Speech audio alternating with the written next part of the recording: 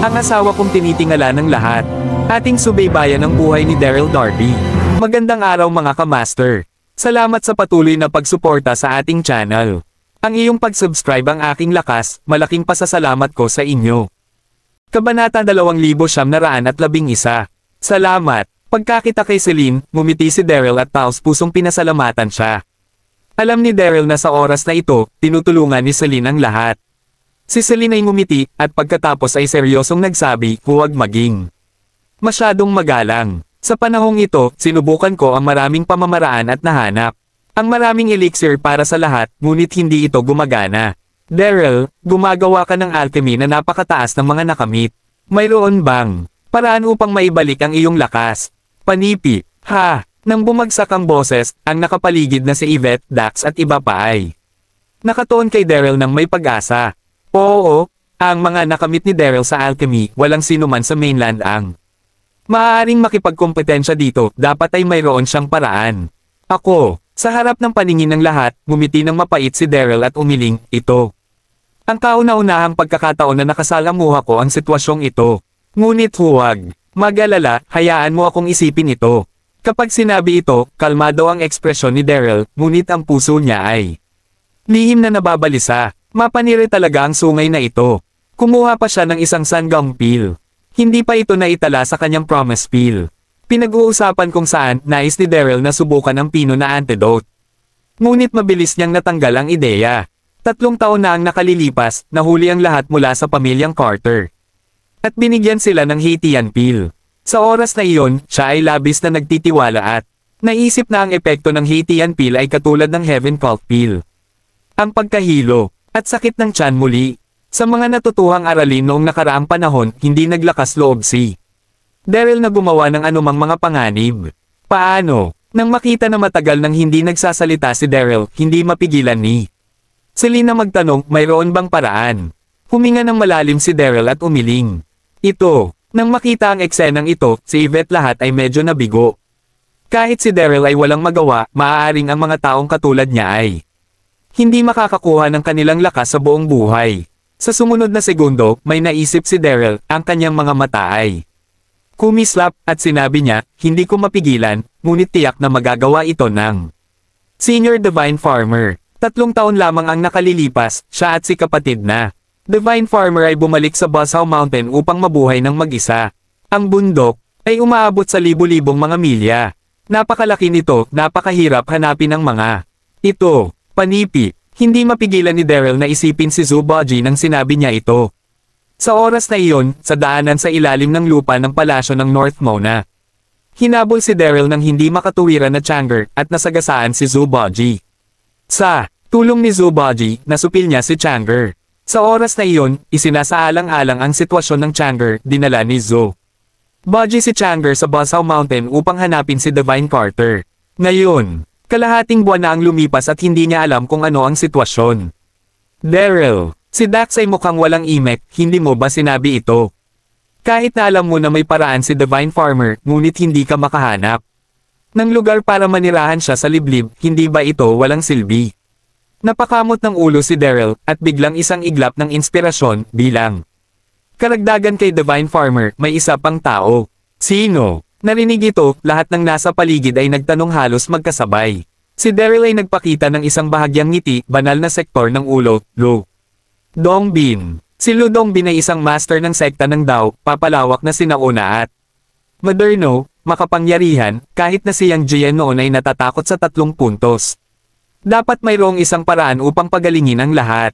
Gayunpaman, nang umalis siya sa Divine Farmer sa oras na iyon, ang Lu Dongbin ay tila kinokontrol ni Alan.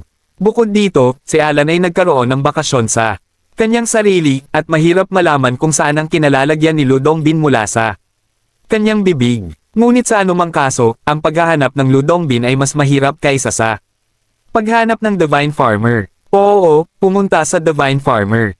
Sa pag-iisip tungkol dito, unti-unting naging matatag ang mga mata ni Daryl. Sa pag-iisip, hindi nagatubiling si Daryl, direktang binati ang lahat sa Yvette, at kaagad na umalis patungo sa Continental ng North Mona. Sa oras na ito, hindi alam ni Daryl na si Lu Dongbin ay hindi kontrolado ni Alan, ngunit nakalok sa ilusyong larangan ng Universe Pot. Kabanata 2912. Pagkatapos ng ilang oras, sa wakas ay nakarating sa hangganan ng North. Mona, Daryl. Sa sandaling ito, tumingin si Celine sa direksyon ng Buzzsaw Mountain, at marahang sinabi, bakit hindi? Magpatuloy sa Divine Farmer, hindi ito magsasayang ng oras. Narinig ito, nag-isip sandali si Daryl, tumango at sinabi, mabuti din ito. Ngunit maingat ka. Kamakailan lamang, ang lakas ng Pluto ay naging aktibo sa mainland, bagaman ang Celine ay napakalakas, ngunit siya at si Queenie ay 2 tao lamang. Palaging magandang maging maingat. Matapos naabot ang kasunduan, kinuha ni Celine si Queenie upang umalis at sumugod patungo sa Buzzsaw Mountain. Tuldok. Sa sandaling ito, sa kabilang panig, ang pangkalahatang dambana ng samahan. Nang Wat Iyan, kalahating buwan na ang nakalilipas, ginanap ni Zhangju ang kataas-taasang kumperensya sa ilalim ng pangalan na Chamber sa palasyo sa likuran. Gayunpaman, sa isang kritikal na sandali, siya ay nawasak ni Jack at ng lahat. Hindi lamang iyon, halos lahat ng mga pangunahing sekta ay nakuhang buhay. Kabilang sa mga ito, maraming mga organisasyong walang batas. Elite, nang maglaon, lumitaw sina Daryl at isang misteryosong babae at tinalo si Jack, ang Heavenless Organization at ang mga pangunahing sekta bago sila maligtas. Ang samahang Wat Iyan ay may malaking kapangyarihan, at ang mga alagad nito ay nagkalat sa buong mainland. Bagaman dumanas sila ng gayong mga kakulangan, hindi sila gaanong nasugatan. Gayunpaman, sa panahong ito, wala pang balita tungkol kay Zhangju. Ang buong samahan ng Wat Iyan masasabing isang pangkat ng mga dragon na walang pinuno. Sa oras na ito, ang pangunahing bulwagan ng altar ay masikip sa mga tao, at halos lahat ng mga masters ng altar mula sa lahat ng mga sub-altars ay dumating, at sa parehong oras, mayroong 2 mga mag-aaral ng Zhangju, si Shenfei at Su Li. Walang balita si Zhangju, nagayos ng buhangin si Wat Iyan. Ngayon ay, nagtipon-tipon ng lahat upang talakayin kung ano ang gagawin. Lahat, sa sandaling ito, tumingin si Shenfei sa paligid at dahan-daang sinabi. Ang kinaroroonan ng master ay hindi kilala, ang aming 5 araw na samahan ay hindi maaaring maging walang may-ari para sa isang araw, at inirerekomenda namin ito. At pumili ng isang ahente ng pinuno. Ang boses ay nahulog, katabi nito. Tumango si Suli at sinabi, oo, pinili ko ang pinuno ng ahente, kaya't dali-dali akong nagpadala ng isang tao upang hanapin ang Panginoon. Sa palagay ko, ang senior brother Shenfei, hindi alintana ang kakayahan o lakas, siya ay higit pa sa sapat upang maging ahente ng ulo. Panipi, wow! Nang bumagsak ang boses, nagulo ang buong bulwagan, at maraming tao ang tumango bilang pagsang-ayon. Mas nararapat na magkaroon si Shenfei bilang kumikilos na ulo. Oo, siya ay isang mataas na alagad ng Panginoon, at halata sa lahat ang kanyang lakas. Piliin natin si Shenfei. Matapos dumating ang mga salita ng lahat, ipinakita ni Shenfei isang bahagyang ngiti, nakakagising, humirit. Gayunpaman, sa sandaling ito, ang pintuan ng pangunahing bulwagan ay biglang itinulak mula sa labas, at mayroong isang paggalaw, at lahat ay tumingin. Sa pasukan ng hall, isang mabagal na figure ang dahan-daang lumakad. Isang mahabang itim at pulang damit, nagtakda ng isang kaakit-akit na curve, magagandang tampok, ngunit ipinapakita ang isang lamig na hindi maaaring malapastangan. Ito ay si Jackie. Ano? Sa sandaling ito, hindi mahalaga kung ito man si Shenfei o Suli, lahat ay natigilan. Bakit siya nandito? 2 buwan na ang nakalilipas, si Jackie ay sinalakay ni Zhangju at malubhang nasugatan at iniwan sa kahihiyan. Alam ng buong samahan ng Wat Iyan iyon, ngunit ngayon nararamdaman ng lahat ang hininga ni Jackie. At ang kanyang lakas ay tila mas malakas kaysa dati. Napagtanto ang ekspresyon ng lahat, ninisyon ni Jackie. Oo. Sa oras na ito sa Wat Iyan Organization, handa na si Jackie na bawiin ang lahat ng nawala sa kanya. Ang samahang Wat Iyan ay orihinal na nilikha ni Jackie at Zhangju, ngunit pagkatapos nitong umunlad at lumago, gumamit si Zhangju ng mga kasuklam-suklam na paraan upang makipagtalo kay Jackie. Ang puot na ito, palaging naaalala ni Jackie. At nalaman ito kalahating araw na ang nakakalipas magsasagawa ng isang lihim na pagpupulong sa pangkalahatang forum, kaya't diretso ito. Shenfei. Sa oras na ito, gaanong sumulyap si Jackie kay Shenfei, at gaanong sinabi. Sa iyong lakas, kwalipikado ka bang maging ulo? Ha! Narinig ito, ang ekspresyon ni Shenfei ay labis na nakakahiya. Nais niyang tanggihan ang ilang mga salita, ngunit nadama niya ang malakas na aura ni Jackie, at hindi niya alam kung paano magsalita. Si Jackie ay walang pakialam sa ekspresyon ni Shenfei, tumingin sa paligid. At sinabi sa lahat ng mga may-ari ng dambana na naroroon, ginawa ni Zhang Zhou ang lahat ng masasamang bagay, at marahil ay nasusuklian siya. Iyon ang dahilan kung bakit hindi mo siya mahahanap, at ako ang pinaka-kwalipikado upang maging master. Tuldok, panipi, tumawag ka. Kabanata 2913. Sa sandaling ito, ang buong bulwagan ay tahimik. Kaagad, biglang lumabas ang isang master ng altar, lumuhad kay Jackie sa publiko, at malakas na sinabi, mga sakop, tingnan ang ulo. Ang samahang watian ay orihinal na itinatag ni na Jackie at Zhang Zhou. Si Zhang Zhou ay wala roon, kaya natural. Sa singil ni Jackie, higit sa lahat, si Jackie ay may isang malakas na aura na maglakas loob na hamanin siya. Mga sakop, tingnan ang ulo. May nangunguna, at ang iba pa ay hindi nag-aalangan. Sa isang sandali, isang malaking lugar ng buong bulwagan ang lumuhod. Ginawa. Nakikita ang eksenang ito, si Shenfei at Sully ay kapwa natakot at nakatayo. Nang walang galaw, malamig na nakatingin kay Jackie, hindi nasiyahan ang kanyang mukha. Kayong dalawa ay hindi nasiyahan. Kumunat ang noo ni Jackie, at malamig na. Sinabi, syempre, huminga ng malalim si Shenfei, ang lakas ng loob ng drum ay sumulong. Kailangan kang maitaboy sa oras ng aking Panginoon Zhongtan, hindi ito isang samahan. Sa araw ng mga tao, anong mga kwalifikasyon ang pinuno ng boses pagdating lamang, si Shuli sa tagiliran ay hindi mapigil ang mapangutya na may pagkasuklam sa kanyang mukha, Jackie, nang naroon ang aking Panginoon, hindi ka naglakas loob na lumabas. Ngayon nawala ang aking Panginoon. Gusto mo upang makuha ang ulo. Hayaan mong sabihin ko sa iyo, kasama ang aking kapatid at ako dito ngayon, huwag subukang magtagumpay. Nang mahulog ang tinig, nag-flash ang mga suburb ni Shuli, at sumugod siya. Biglang sinampal si Jackie. Kasabay nito, sumigaw siya, kapatid, sabay tayo. Ito, nang makita ang eksenang ito, natigilan ang lahat. Walang naisip na si Sully ay gagawa ng isang tiyak na hakbang. Ngunit pagkatapos ng isa pang pag-iisip, sina Shenfei at Sully, kapwa ang mga personal na alagad ni Zhang Zhou, ay makapangyarihan, at kung sila ay sumali sa mga puwersa sa oras na ito, maaari talaga nilang talunin si Jackie. Halika, si Shenfei ay hindi nag-atubiling lahat, ang kanyang figure ay nag-flash, at si Sully ay dumobble patungo kay Jackie. Sabay-sabay na sumabog ang dalawa, at parang napangit ang hangin sa bulwagan. Upang maging matapat, kung sina Shenfei at Sully ay walang lakas loob na gumawa ng anumang bagay sa Jackie dati, ngunit sa oras na ito, kumuha sila ng maraming elixir at ang kanilang lakas ay napabuti, kaya nais nilang magsanay kasama si Jackie at kunin ang oportunidad na ito ng sabay, sa samahan ng watian. Naghahanap kayo ng kamatayan. Pagkakita na magkasamang sumugod ang magkapatid, sumimangot si Jackie, ang kanyang mga mata ay puno ng malamig na ilaw. Pagkatapos ng isang matamis na inumin, lumipad ang figure at binati siya. Bam! Nang mapalaki ng tatlo ang kanilang mga kamay, narinig nila ang isang mapurol na panginginig. Parehong naramdaman ni Shenfei at Sully ang isang malakas na puwersa na darating, at halos sabay silang napatras. Ang kanilang mga mukha ay putlang mapatla, malinaw na nasa itaas ang kamay ni Jackie sa palad na ito. Pagkatapos ng lahat, si Jackie ay dating sikat na figure sa Yellow Sea Continent, at ang kanyang background ay hindi maihahambing kay Shenfei.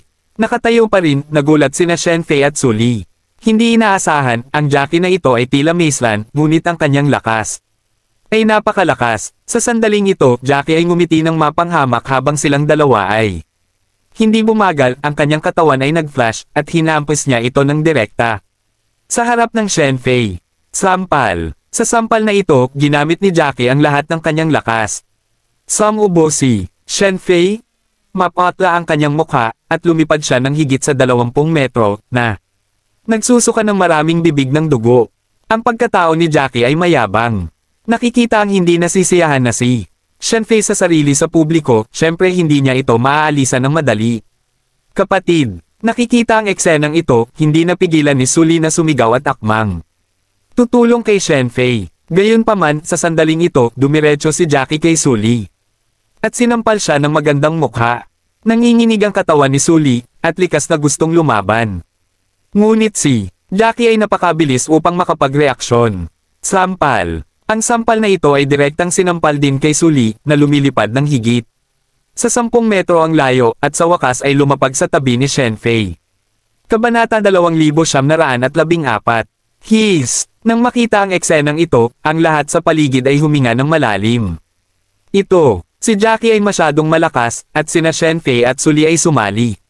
Sa puwersa at walang pagtutol. Nguwa. Sa sandaling ito na may isang malutong na tunog, isang mahabang taybak ang lumitaw sa mga kamay ni Jackie. Ang kanyang magandang mukha ay malamig at lumapit. Siya kina Shenfei at Sully ng paunahin dahil kayong dalawa ay hindi sumasangayon sa akin, hindi ko na kailangang panatilihin ka. Tuldok, lalo na si Shenfei, na tumutulo ng malamig na pawis, agad na nawala mula sa dati niyang kaiabangan. Puff! Sa susunod na segundo, si Shenfei at Sully ay nagkatinginan, lumuhod ng magkakasabay, at paulit-ulit na nagmamakaawa sa awa, patawarin mo ako, aking boss. Patawarin mo ako. Mula ngayon pasulong, kaming dalawang kapatid ay handang sundin. Ang kaliwat kanan. Panipi, sabi ng mga Shenfei na ito ay halos nais na umiyak ng walang luha. Naisip ko na si Jackie ay natalo ng master, at madali niya itong makitungo. Ni Sully, ngunit hindi niya inaasahan na ang ibang partido ay napakalakas. Walang ekspresyon si Jackie nang marinig ang dalawang nagmamakaawa. Pagkalipas ng ilang segundo, huminga ng maluwag si Jackie at malamig na. Sinabi, kung ito ang kaso, papatayin ko kayong dalawa, ngunit maaari mong alalahanin ito ng malinaw. Kung maglakas loob ka na magpakita ng anumang paggalang sa akin sa hinaharap, siguradong papatayin kayong dalawa. Napakasimangot, seryoso, ang mga kapatid na ito, sa harap ng maraming tao, ay lantarang salungat sa kanilang sarili, at dapat patayin sila ng direkta upang may taguyod ang kanilang prestihiyo. Ngunit sa lalong madaling makuha niya ang kontrol ng samahan ng Wat Iyan, siya ay nabahira ng dugo sa bulwagan, natatakot akong mali ito. Higit sa lahat, ang dalawang taong ito ay mga apprentice ni Zhang Ju, at sila ay magiging kapaki-pakinabang sa hinaharap. Ha! Sa sandaling ito, huminga ng maluwag si Shenfei, pinahid ang malamig na pawis sa noo, at paulit-ulit na pinasalamatan, salamat sa ulo, salamat sa ulo. Si Sully sa tabi niya ay lihim ding nagpapasalamat.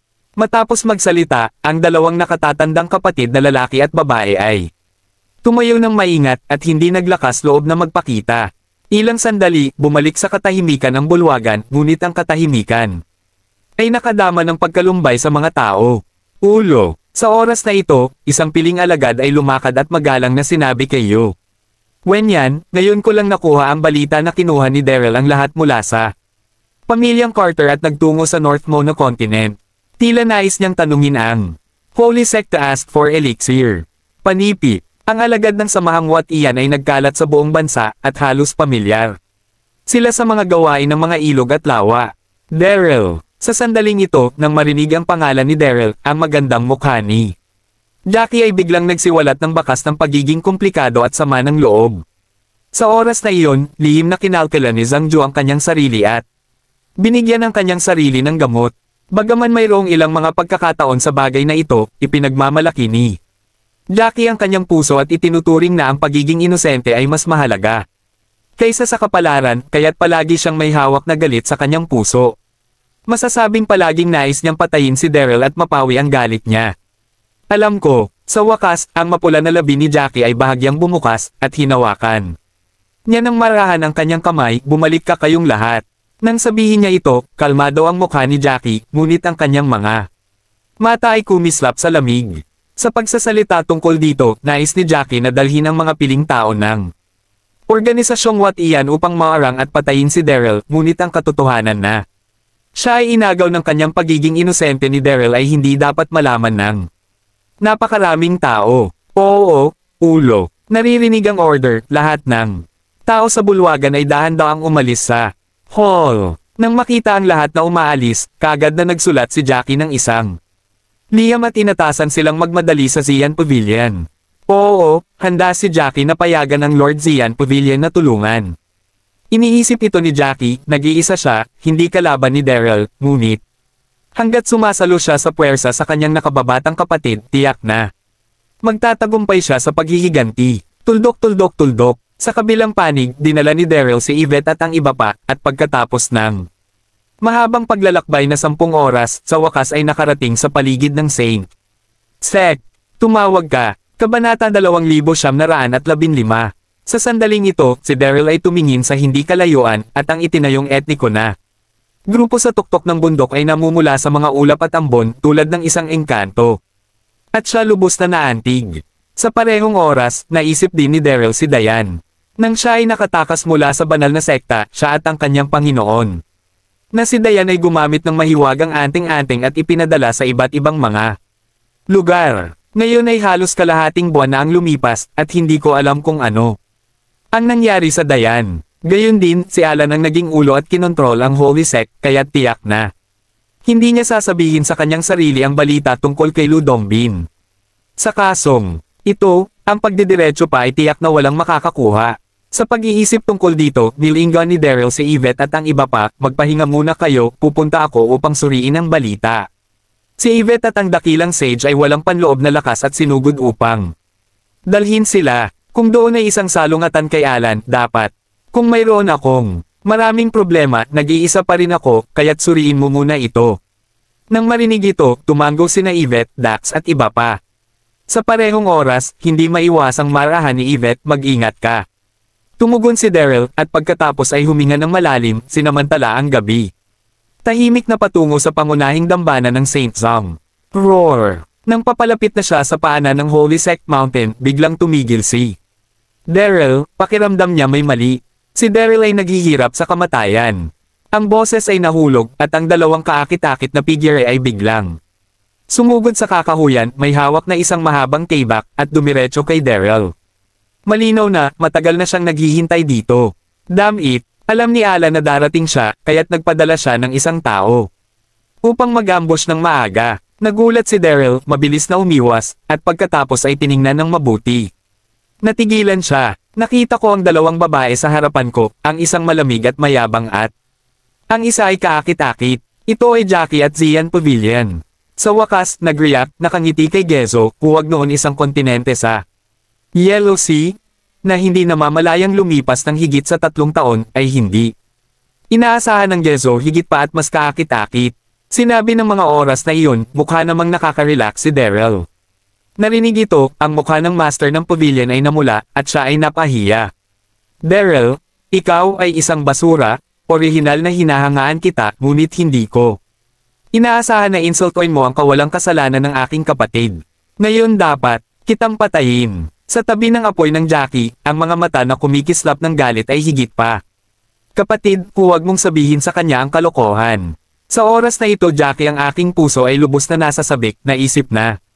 Nagpadala siya ng mensahe sa kanyang kapatid na nagmamadali na naharang si Jackie, ngunit siya hindi inaasahan na makakaengkwentro niya talaga rito. Mukhang ito ang kalooban ng Diyos. Ano man ang mangyari, ngayon, papatayin si Jackie at malulutas ang puot sa kanyang puso. Ito ay naging dahil sa ito. Huminga ng maluwag si Jackie. Pakiramdam ang sama ng loob sa mga mata ni Jackie, ang ilan ay hindi maaaring tumawa o umiyak. Ang uri ng pakikipag-ugnay na nangyari kay Jackie sa oras na iyon ay ganap na hindi sinasadya. Sa oras na iyon, si Jackie ay nadroga ni Zhangjuk, at siya ay ganap na walang katwiran. Sa madaling salita, siya ay buong pasibo sa oras na iyon.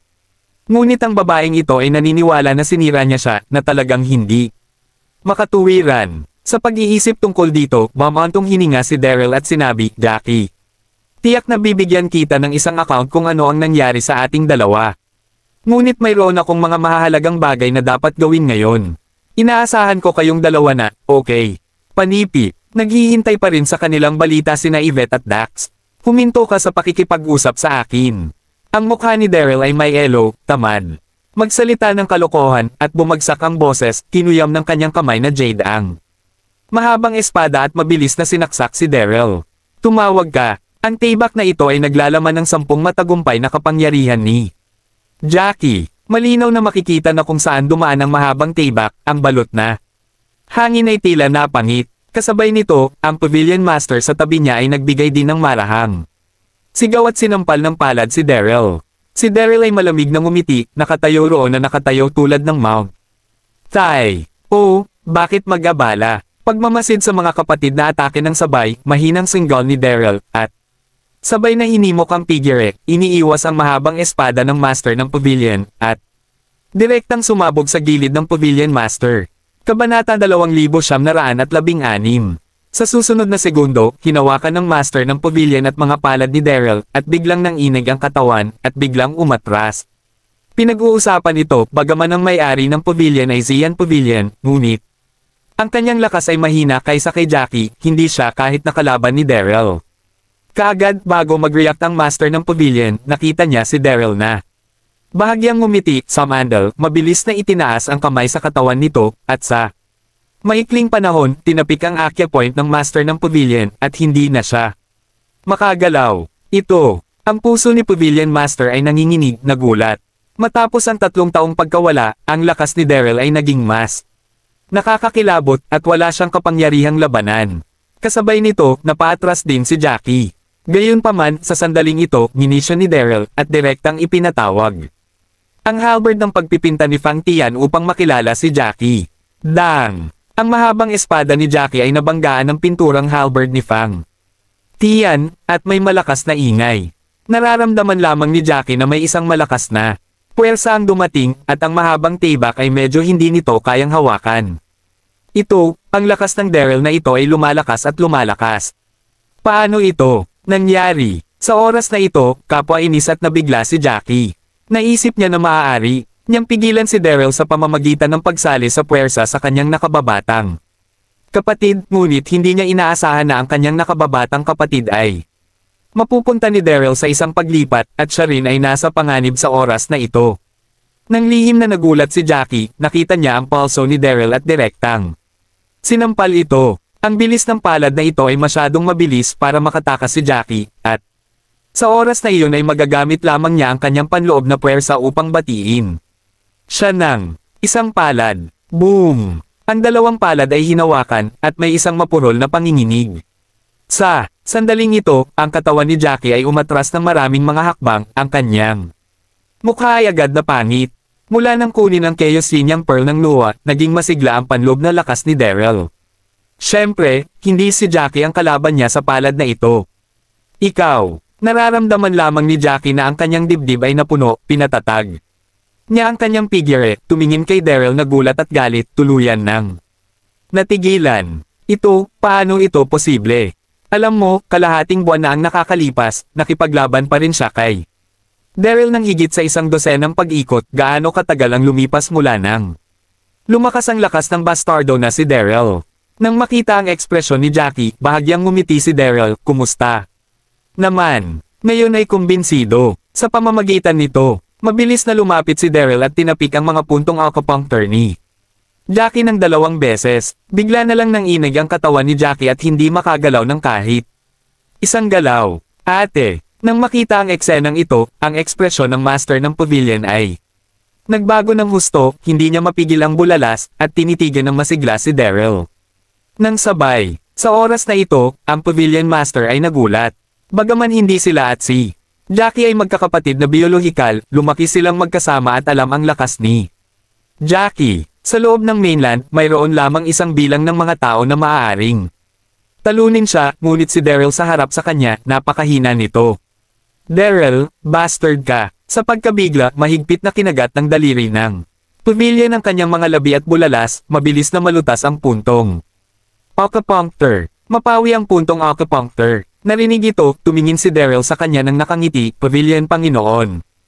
Ikaw ay walang katwiran. Papatayin ako ng iyong mga kapatid na babae, kaya't hindi ka pinahihintulutang lumaban. Panipi. Sa pamamagitan nito, binaling ni Daryl ang kanyang ulo at sinulyapan si Jackie, at hindi mapigilan ang pangungutya. Jackie, alam mo na hindi kita kalaban. At kailangan mong dalhin ang Master ng Pavilion upang mamatay.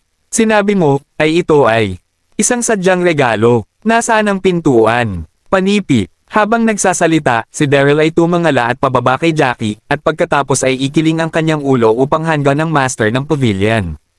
Kailangan kong sabihin na ang 2 babaeng ito ay may kani-kanilang mga merito, lalo na ang Pavilion Master na may suot na isang lila na damit na may kaakit-akit at kaakit-akit na ugali. Ito ay ganap na kamangha-manghang. Ikaw, Sa pag-iisip ng ekspresyon ni Daryl, galit na galit si Jackie na nanginginig. Ang boses nito, walang hiya. Ang Pavilion Master sa tabi niya ay galit na galit din, tinitigan ang mga mata ni Daryl, kumikislap kung ang kanyang mga mata ay maaaring pumatay, si Daryl ay natatakot na siya ay namatay ng maraming beses. Kabanata 2917. Haha, sa pagtingin sa mga ekspresyon ng mga kapatid na babae, si Daryl ay hindi komportable. Ngunit sa pag-iisip tungkol sa mga gawain sa negosyo, isinara ito ni Daryl. Nang makita niya ito, at dahan-dahang sinabi, mayroon akong isang bagay na gagawin. Kaya't mangyaring tumira muna rito. Pagbalik ko mula sa Saint Sec General Altar, kakausapin kita. Pagkatapos, sinabi ni Daryl. Ang hangin ay umaakyat sa bundok. Gayunpaman, sa sandaling ito, biglang may napansin si Daryl, ang kanyang mga mata ay nakakandado sa baywang ni Jackie ng biglang Linglong Tower. Oo, malinaw na naramdaman ni Daryl sa sandaling ito na may isang pagsabog ng napakagandang lakas na espiritong tower mula sa baywang ni Jackie. Bilang may-ari ng Linglong Tower, ganap na naniniwala si Daryl sa kanyang sariling paghuhusga. Ikaw. Pagkakita ng tingin ni Daryl, hindi maipaliwanag si Jackie na hindi maipaliwanag, ano ang gagawin mo? Ngumiti si Daryl at dahan-dahang lumapit. Jackie, inagaw mo ang aking napakagandang pagoda 3 taon na ang nakalilipas. Bayaran mo ba ito ngayon? Panipi. Tuwang-tuwa si Daryl nang sabihin niya ito. Naisip ko na ang pag-ambush ni Jackie ay nasayang ang kanyang sariling oras. Ngunit hindi niya inaasahan na magkaroon ng hindi inaasahang mga nadagdag. Ang 7 Treasure Pagoda ay wala sa aking katawan.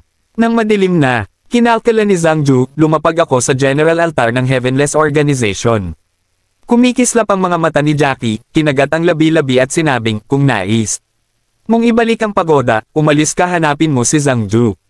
Sa oras na ito, malutong ang mukha ni Jackie ngunit hindi masabi ang kanyang puso. Tama ang pakiramdam ni Daryl, mayroon ding pagoda sa kanyang katawan si Jackie. Pinag-uusapan ito nang si Jackie ay nakipagsabuatan ni Zhang Ju. Ang pagoda ay naiwan sa pangkalahatang altar ng samahan ng Wat Ian. Maya-maya, si Zhang Ju ay ipinasa kay Suli upang itago niya, ngunit kalahating araw na ang nakalilipas, nabawi ni Jackie. Ang pagkontrol ng organisasyon ng kalangitan ay muling nakuha ang pagoda mula kay Suli. Inisip ni Jackie na walang makakaalam na itinago niya ang aura ng pagoda. Ngunit hindi niya inaasahan na maramdaman ito ni Daryl. Hindi. Daryl ngumiti, panunokso kumikislap sa kanyang mga mata, pagkatapos. Mayroon akong upang hanapin ito. Gago ka Daryl, Jackie ngumiti. Ang katawan ay inalog, at hindi niya maiwasang mapasigaw. Ang pagoda ay itinago ng kanyang sarili, paano niya hahayaang maghanap si Daryl sa kanyang katawan. Ngunit sa oras na ito siya ay natap, at hindi niya talaga napigilan. Nang makita ang kamay ni Daryl, nasa harapan na niya ito, at halos maiyak na sumigaw si Jackie, ikaw, pigilan mo ako. Kasabay nito, ang Pavilion Master sa tabi niya ay napahiya din at hindi mapigil ang sumigaw. Ang Daryl na ito ay ganap na walang batas, na dungisan ng kanyang kapatid ang kanyang pagiging inosente, at siya ay hahanapin sa sandaling ito. Kung ang bagay na ito ay kumalat, paano natin makikilala ang mga tao? Nang marinig ni Daryl ang pag-alitan ng magkakapatid, direktang naglakad si Daryl, handa nang haburan ang mahabang palda ni Jackie at hanapin ang pagoda. Daryl! Halos sumabog si Jackie sa galit at malamig na tumingin kay Daryl, kung maglakas loob ka na hawakan ako, papatayin kita at babasagin sa 10,000 piraso, kahit na hindi kita mapapatay, iyong nang ang pamilyang Carter, lahat kayo ay nawala ng panloob na lakas.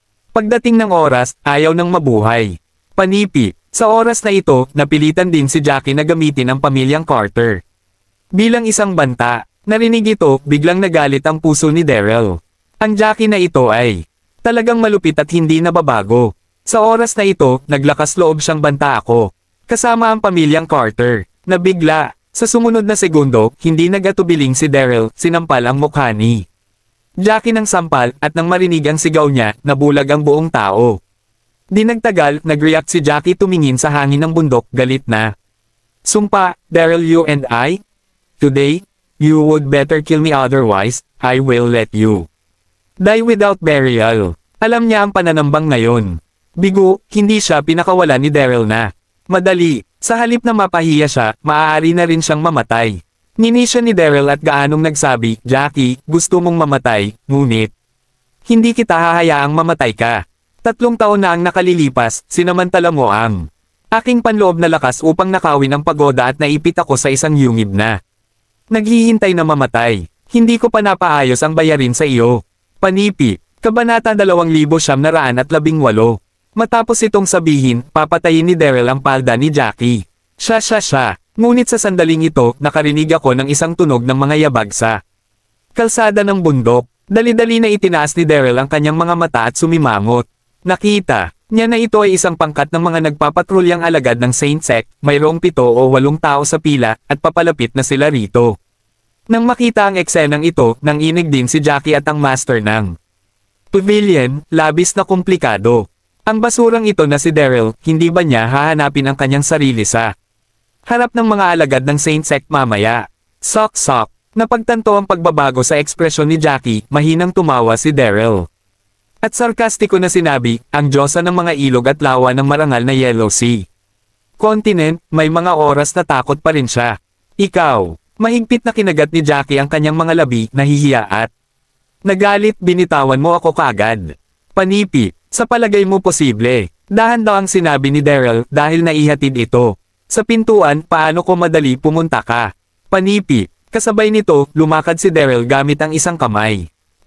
Kinuha si Jackie at ang master ng pavilion, at mabilis na sumugod sa kakahuyan sa tabi niya. Sa pagsasalita tungkol dito, iilan lamang sa nagpapatrulyang mga disipulo ng Saint Sect. Hindi ito pinansin ni Daryl, ngunit para sa kaligtasan, itago muna natin. Kung tutusin, si Jackie ay hindi mabuting matigas ang ulo na nakakaalam kung tatawag siya para sa tulong sa paglaon. Sa sandaling ito, nahawak ni Daryl, sina Jackie at ang master ng pavilion ay kapwa nanginginig, labis na nahihiya, ngunit ang mga acupoint sa kanilang katawan ay namataan, at hindi sila nakipagpunyagi. Di nagtagal, nakarating sa isang nakatagong lugar, pinatalsik ni Daryl at Jackie at ang pavilion master. Kapag natapos ko ang aking negosyo, babalik ako upang hanapin ka. Nakangiting sabi ni Daryl, itinago silang dalawa, at tumingin patungo sa bundok. Bagaman mahalaga ang pagoda, si Jackie ay napasailalim sa kanyang sarili. Kaya hindi na kailangang magmadali sandali. Ang pinakamahalagang bagay ngayon ay ang tuklasin ang banal na sekta, hanapin ang mga pahiwatig ni Lu Dongbin, at pagkatapos ay hayaan mabawi ang kanilang lakas. Sa di kalayuan, hindi mapigilan ni Daryl na nakakunot ng lihim, bakit nagpapatrolya ang Saint Sect na ito sa napakaraming mga disipulo. Malinaw na nakita ni Daryl na sa kalsada sa bundok na patungo sa pangunahing dambana, may mga nagpapatrulyang mga disipulo kahit saan, halos 5 mga hakbang. Sa isang poste, 10 mga hakbang sa isang bantay, halos mababantayan. Matapos si Alan ay naging pinuno upang mapagsama ang kanyang posisyon. Nagsagawa siya ng isang malakihang paglilinis sa Holy Sect General Altar. Kasabay nito, ang sitwasyon sa mainland ay medyo hindi matatag kamakailan. Pinalakas ni Alan ang gwardya ng pangkalahatang dambana upang maiwasan ang pagpasok ng ibang puwersa. Kung aakyat ka ng ganito, siguradong matutuklasan ka. Bulong sa kanyang puso, huminga ng malalim si Daryl at nagmaneho sa paligid ng bundok na kalsada patungo sa likurang bundok. Nagkataon, bumuo siya ng isang alagad ni Holy Sect. Alam din ni Daryl ang kaunti tungkol sa kapaligiran ng pangunahing dambana ni Holy Sect. Alam niya na, mayroong isang nakatagong landas sa likurang bundok.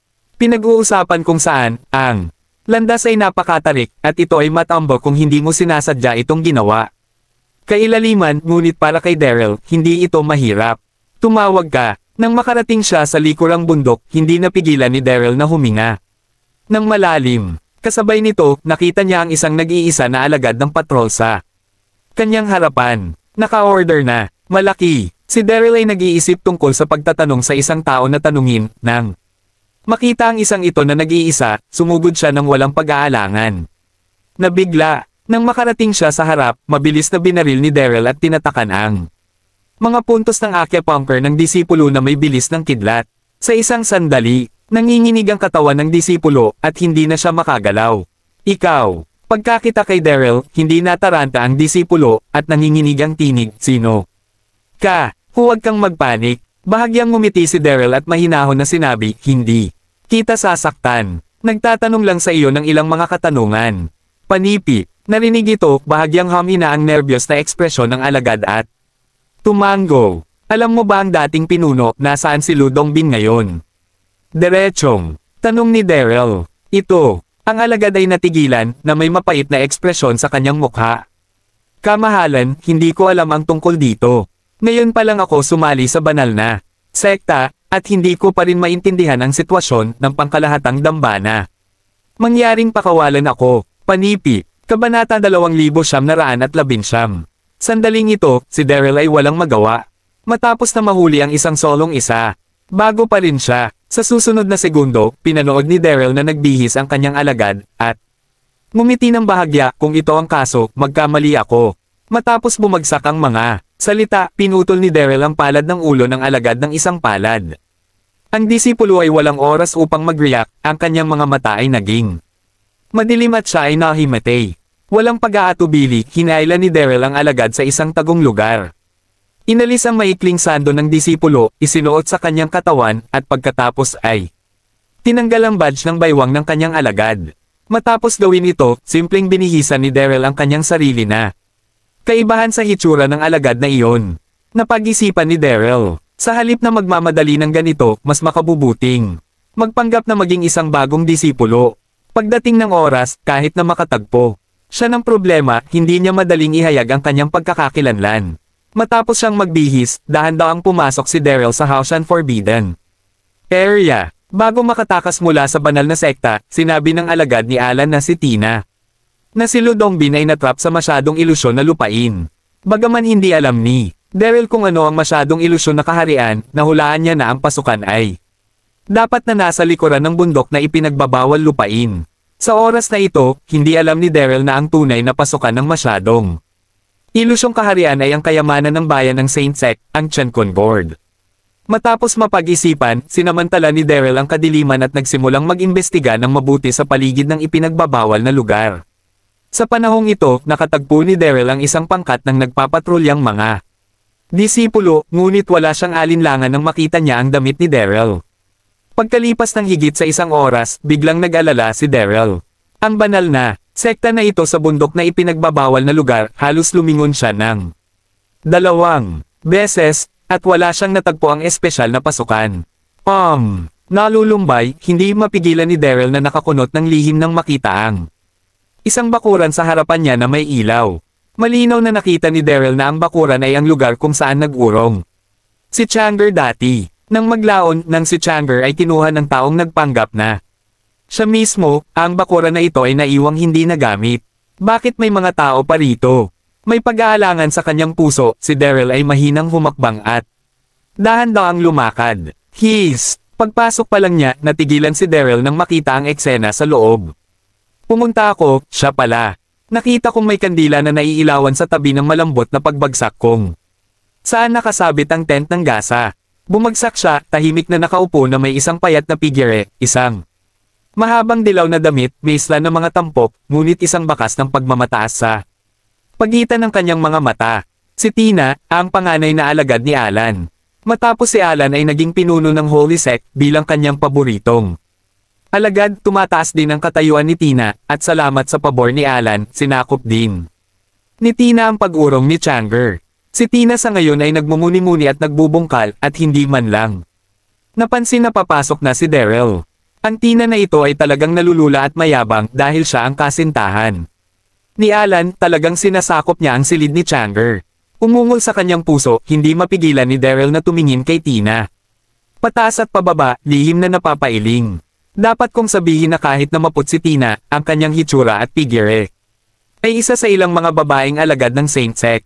Sa ilalim ng ilaw ng madilim na ilaw, ang mga kaakit-akit na kurba ni Tina ay inaasahang nasa gasa ng tent na umuusbong, at sino mang tao ay hindi makatingin sa malayo kapag nakita nila ito. Matapos itong panoorin sandali, nag-react si Daryl. Narito ako upang suriin kung nasaan si Lu Dongbin, kaya sa palagay mo bakit nabighani si Tina? Iniisip ito, aalis na sana si Daryl.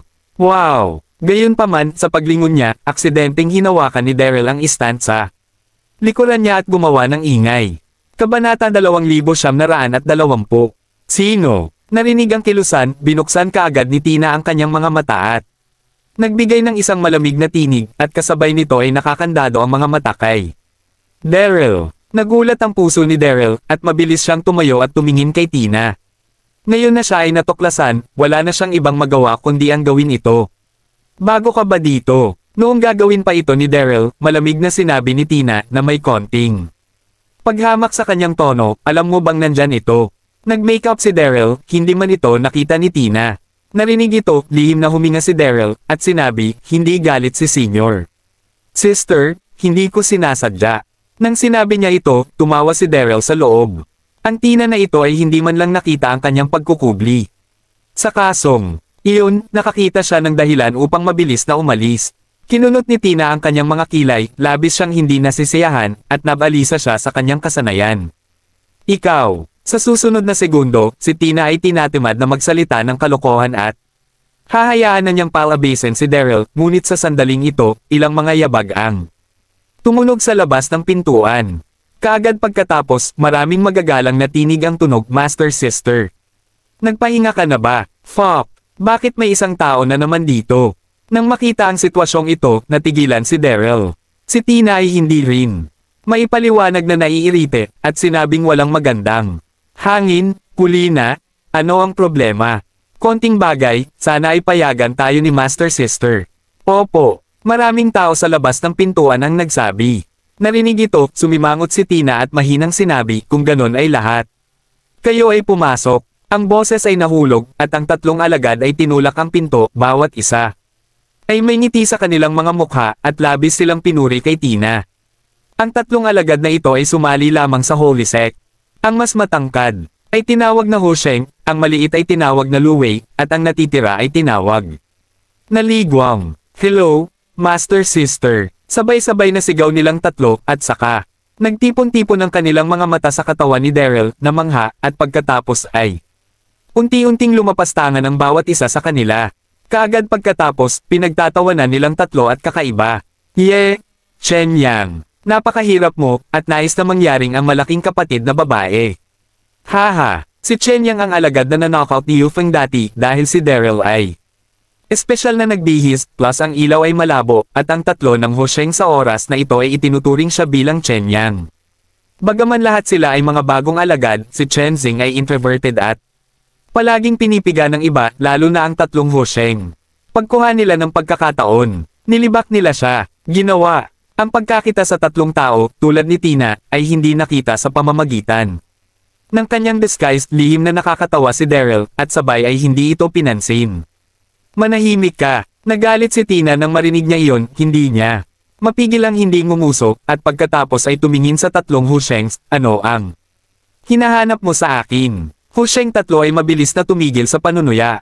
Sa susunod na segundo, Husheng kinuha ng isang hakbang pasulong at sinabi sa Tina sa uri, Master Sister, kami lang ang dumating sa Saint Secta at hindi namin maintindihan ang anumang bagay.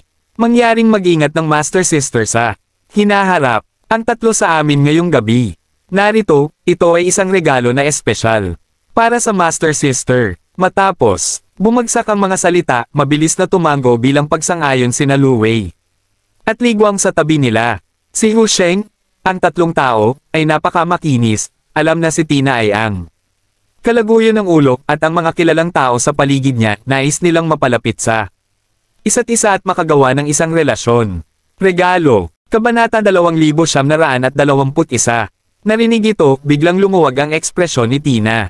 Mula nang maging pinuno ang Panginoon, ang buong Saint Sect ay naging magalang at magalang kapag nakilala niya siya, lalo na ang mga bagong dating na pinipiga ang kanilang mga ulo upang maipakita ang pabor sa kanilang sarili, ngunit sasabihin kong talagang masarap ang pakiramdam na ito. Haha, hindi mapigil ang ngumiti ni Daryl sa tabi niya.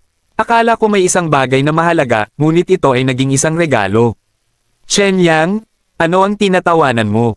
Si Husheng ay labis na hindi nasisiyahan, at hindi mapigil ang sumigaw, nagbibigay kami ng mga regalo sa Master Sister, sa palagay mo nakakatawa ito. Ang boses ay nahulog, at Ligwang sa tabi niya ay umusad, nagtanong kay Tina ng magalang Master Sister, narito rin ba si Chen Yang upang magbigay ng mga regalo? Si Ligwang ay tiningnan ng masama ang loob kay Chen Yang. Sinulyapan ni Tina si Daryl at gaanong nagsabi, nagsasaka ako ngayon, at siya ay umusbong. Kukulangin ko siyang tatanungin. Narito ka, wow! Nang mahulog ang mga salita, biglang nagalak ang tatlong Husheng, at inatake ang bibig ni Daryl. Chen Yang, ikaw ay kaya bold, maglakas loob mong pasukin ang room ng master. Sister ni huli sa gabi. Dapat itong maging isang lagay ng lupa. Pagdinig na ito, Daryl biglang naging galit, ang tatlong lalaki ay may sakit, mayroon akong walang holiday sa iyo, ngunit laban sa akin saan man. Habang naiinis, si Daryl ay medyo balisa rin, hindi pa ito natagpuan ni Lo Dongbin, kaya't hindi mo masayang ang oras dito. Sa sitwasyong ito lamang, tiyak na hindi hahayaan ni Tina ang sarili na umalis ng madali. Sa pag-iisip tungkol dito, walang bahala na sinabi ni Daryl, narito ako upang makita ang senior sister at humingi ng pagsasanay. Narinig ito, ninisyon ng tatlo ni Husheng. Sa sandaling ito, sinabi ni Tina, oh sige, tigilan mo na ang pagtatalo. Anong mga regalo ang dinala ninyong tatlo? Master, si Husheng ay lumakad na may ngiti, at naglabas ng isang magandang kahoy na kahon mula sa kanyang katawan. Naglakad ako sa Tina, ang red jalong ito ay nakuha namin sa isang bangin na nasa peligro ng ating buhay sa loob ng 3 araw ng araw. Mangyaring hilingin din sa dalagang kapatid na tumawa at alagaan kami sa hinaharap. Mayroon talagang regalo. Nang makita ang eksenang ito, lihim na nakasimangot si Daryl. Tina kinuha ang sahig na gawa sa kahon na nagpapakita ng isang ngiti. Pagbukas, tinutukoy ang tatlo sa inyo, kami Holy Sect alagad, natural nais upang makatulong sa bawat isa, at ako, bilang malaking senior sister baguhan, dapat mong alagaan. Sa oras na si Tina, nakalmado sa ibabaw, ay masayang masaya sa kanyang puso. Hindi ko masabi, si Husheng, ang tatlong bagong dating, ay lubos na magaganap. Sa pagtingin sa ekspresyon ni Tina, alam ni Husheng na ang regalo ay hindi ibinigay ng libre, at mabilis na sinabi, Master Sister, dapat mong magustuhan ang red jalong ito, tingnan. Narinig ito, ngumiti ng mahina si Tina at binuksan ang kahon ng regalo.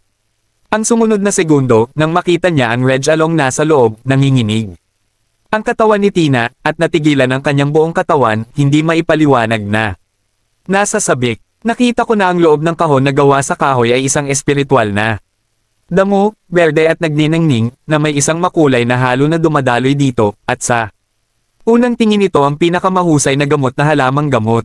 Sa kagalakan, dahan-daang dinampot ni Tina ang espiritu ng damo, at naramdaman niya na mayroong isang kakaibang pagbabago-bago ng espiritual na enerhiya. Dito, sa oras na ito, nahulog din ang mga mata ni Daryl sa espiritong damuhan. Bahagyang kumunat ang noo niya. Ito, ay tila 7 spirit grass. Ang 7 spirit grass, na naitala sa Promise Peel Art, ay isang napakabihirang halamang gamot. Hindi inaasahan, ang tatlong lalaki, si Husheng, ay magkakaroon ng magandang kapalaran. Ito lang ang nasa harapan.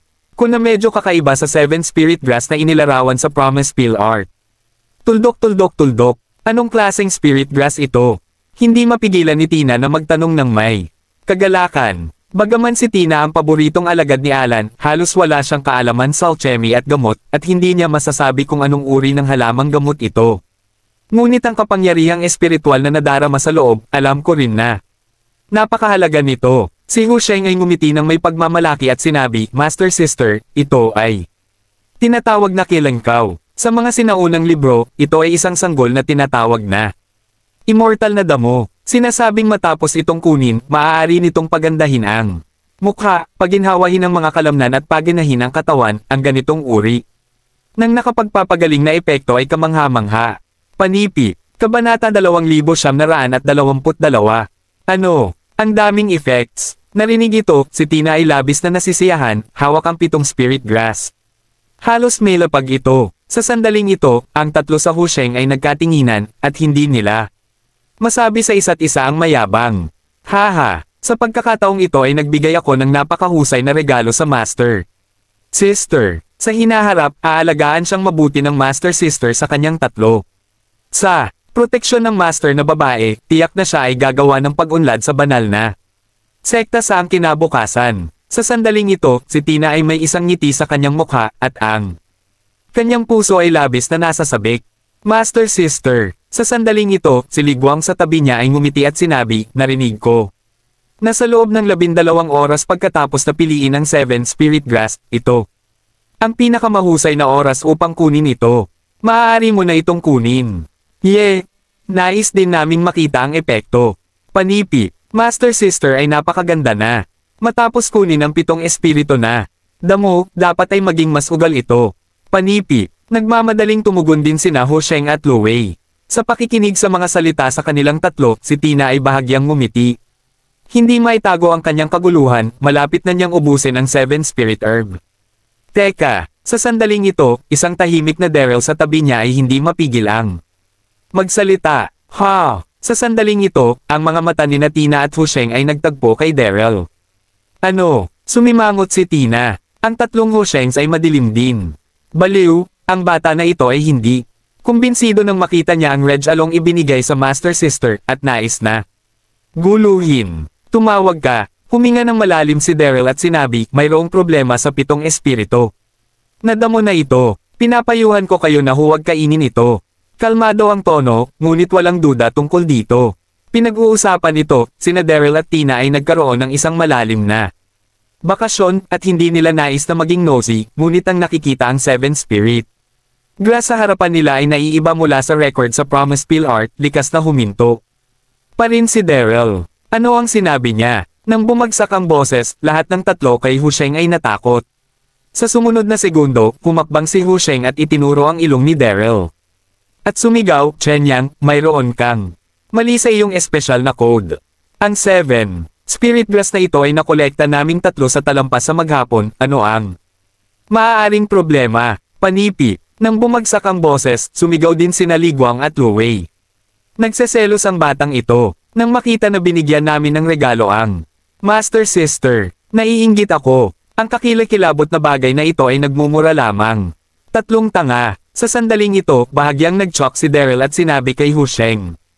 Hindi ito peke, ngunit ang oras para sa pag-inom ng pinakamataas na kalidad na halamang gamot na ito ay mahigpit na binuo, at kahit na ang oras ng pagpili ay tiyak na partikular. 7 lingras, ang kakanyahan ng langit at lupa, ang mga dahon ay madilim na berde. Ito ay itinuturing na ganap na matanda, at ito rin ang pinakamahusay na oras para sa pagpili. Ang halaman na ito, ang mga dahon ay berde ng esmeralda, na nangangahulugang napili mo ito bago pa ito matanda. Panipi, ang napakahusay na elixir na ito ay may ganap na pagkahinog at hindi pa gulang na mga epekto na ganap na magkakaiba. Panipi, matapos sabihin ang huling pangungusap, mukhang kalmado si Daryl.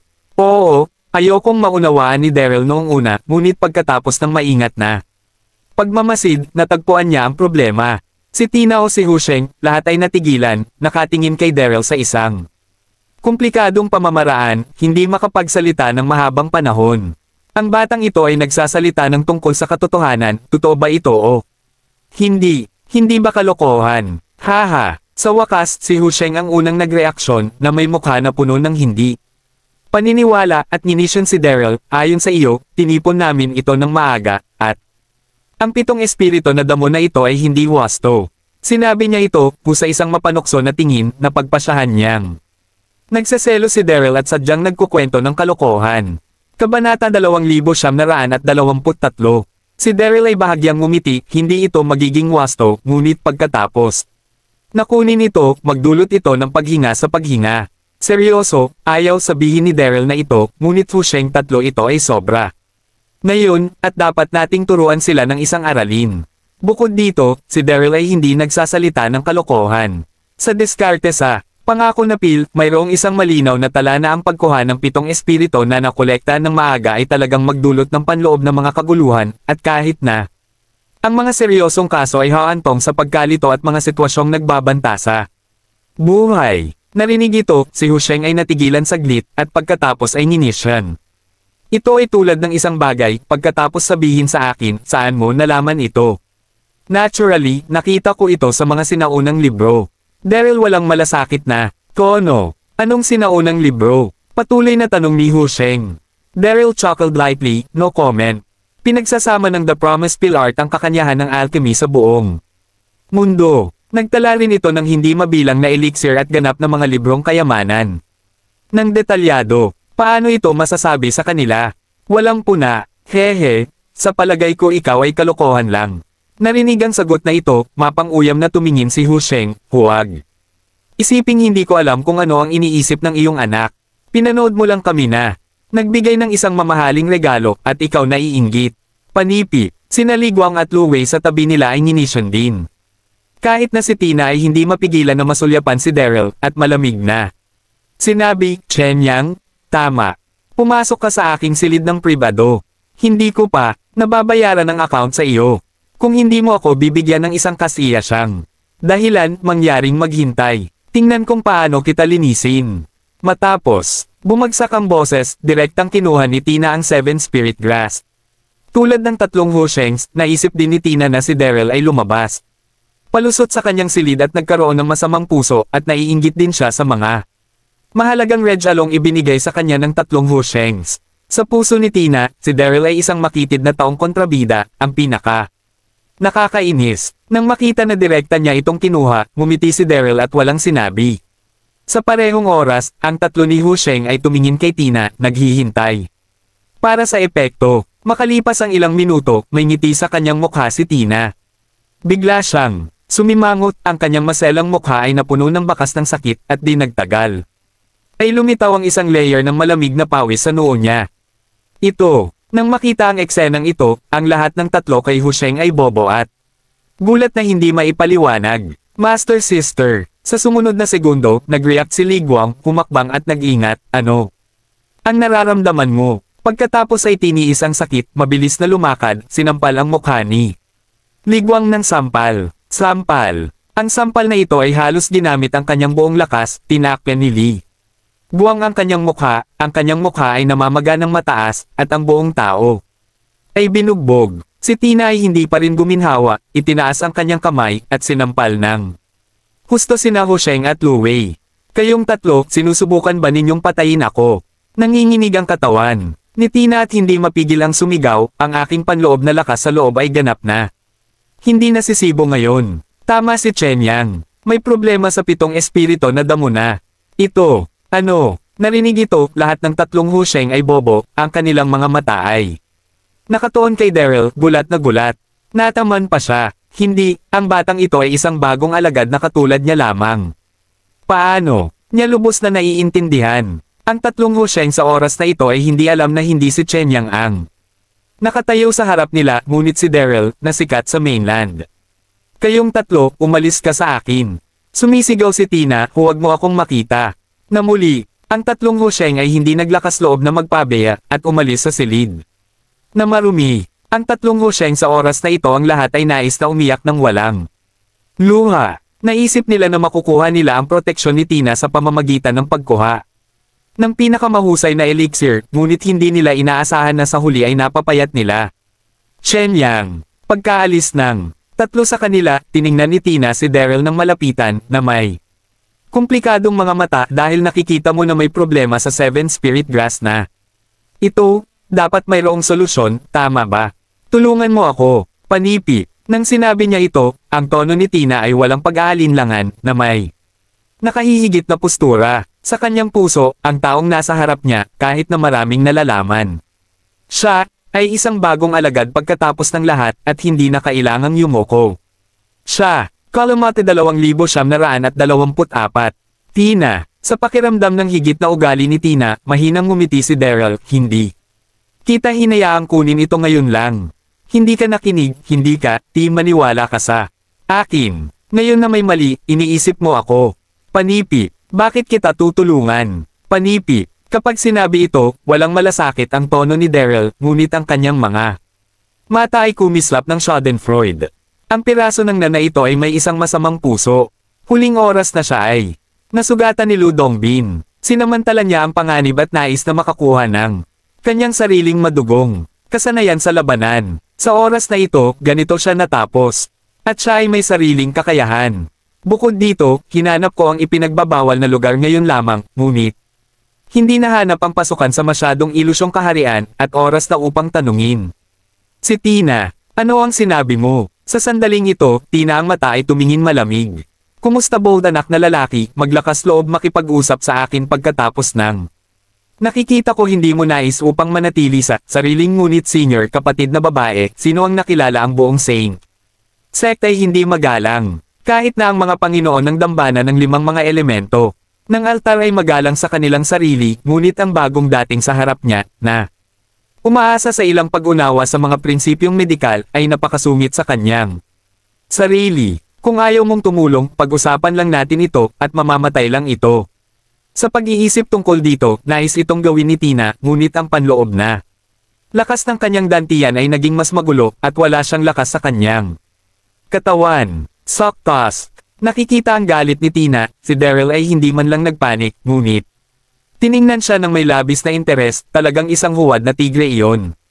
Kung ang iyong Panginoon ang namamahala, ikaw ay magiging walang batas, ngunit malinaw mong nakikita, hindi ito isang bagong dating panipi. Nang mahulog ang boses, dahan-dahang itinaas ni Daryl ang kanyang kamay, at gaanong pinunasan ng ilang beses sa kanyang mukha, tinanggal ang pagkubli. Ano? Sa sandaling ito, nang makita ang mukha ni Daryl, nabigla ang puso ni Tin. Hindi mapigilan ang pag-iling, sobrang gulat. Ito, si Daryl pala. Sa sandaling ito, nagulat si Tina. Kalahating buwan na ang nakakalipas, si Daryl ay halos namatay sa kamay ng Master. Sa isang kritikal na sandali, ginamit niya ang mahiwagang anting-anting upang tumakas kasama si Dayan sa kahihiyan, ngunit hindi niya inaasahan na maglakas loob siya na bumalik. Bukod dito, bumubuo rin siya bilang isang bagong alagad, at hindi niya ito napansin. Daryl, hindi ka matapang. Mahigpit na kinagat ni Tina ang labi, huling oras na hinayaan kitang tumakas ng swerte, swerte ka, at pumunta ka ulit dito. Sinasabi ko sa iyo, patay ka na. Daryl nginisyon at hindi pinansin ang mga puntos ng acupuncture ni Tina. Kung ngayon lang ito, si Daryl ay magkakaroon pa rin ng ilang kalusutin. Ngunit ngayon, ang panloob na lakas ng dantian ni Tina ay nagkalayo, labis na mahina, at hindi siya natatakot na gumawa ng anumang kilusan. Biglang umiling ang katawan ni Tina at hindi makagalaw. Ikaw, si Tina ay takot, ano ang gagawin mo? Bilasan mo at aliwin mo ako. Sa palagay mo ba ikaw ay isang respetadong master?